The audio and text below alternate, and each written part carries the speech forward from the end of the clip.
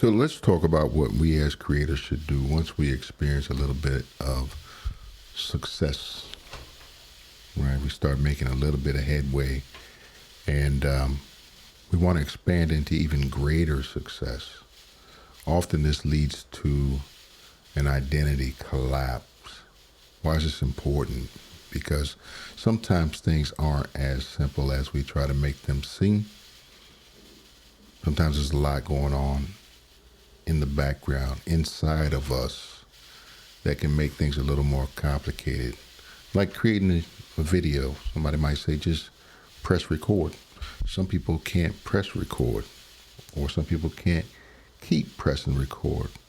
It's not because they're lazy, but there's a reason for that. It's all going on in here. It's an identity thing. Success is not the hard part. Holding on to it is.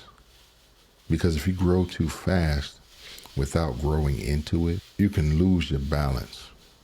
That's identity collapse. And today, I'm going to show you how to prevent it. Welcome back to Creative Metaphysics. This is the final part of this series. There's 10 videos in this playlist. This is the final one. Because here's what most people don't expect. In terms of success, you can reach a new level and still not feel stable in it. And this is not because something's wrong. This is because your identity hasn't caught up yet. It's not who you think you are. You see, growth can actually outpace your identity. You can grow faster than you are becoming.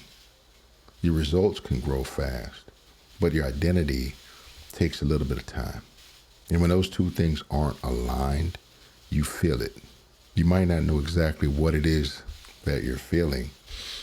Might just feel like a discomfort in success, but you will feel it. I remember when it grew too fast for me, there was a moment when things started moving quickly. I started getting more opportunities. I started getting more attention. And instead of feeling grounded, I felt unstable. I felt shaky. Like I needed to catch up to what was happening. And for a moment, I questioned if I was ready. But it wasn't about being ready. It was about being aligned. My problem had nothing to do with readiness. It was misalignment. Ask yourself, have you ever stepped into something bigger and felt like you had to catch up to it? That feeling matters, because what happens is the old identity tries to pull you back. When you move beyond what feels familiar, the old identity reacts. And again, it's not trying to destroy your progress. It's just trying to keep you safe. It's trying to return you to what feels safe. Safety and familiarity. So basically, it wants to take you back to what feels familiar. We know this as our comfort zone. It shows up as doubt and overthinking and pulling back and avoiding. I remember a moment where I had an opportunity, something I had been working toward, and right when it showed up, I hesitated. Not because I didn't want it, but because part of me didn't feel like I could hold it. That's how subtle it is. Be honest, where are you pulling back right now from something that you actually want? And deeper than that, why? If it's a big dream, big goal, something big, you have to expand to match it. You don't shrink the opportunity, you expand yourself. Because the opportunity is not the problem.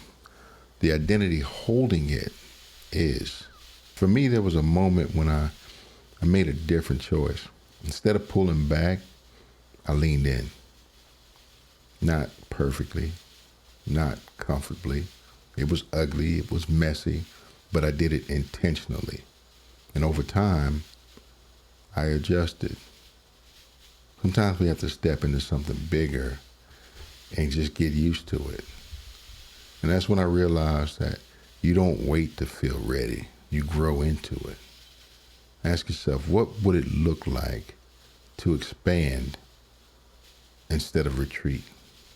And if you're starting to see that growth isn't just about reaching new levels, but being able to hold them, being able to sustain them, being able to take those steps forward without taking those steps back, this is exactly why I created the Creator's First Shift.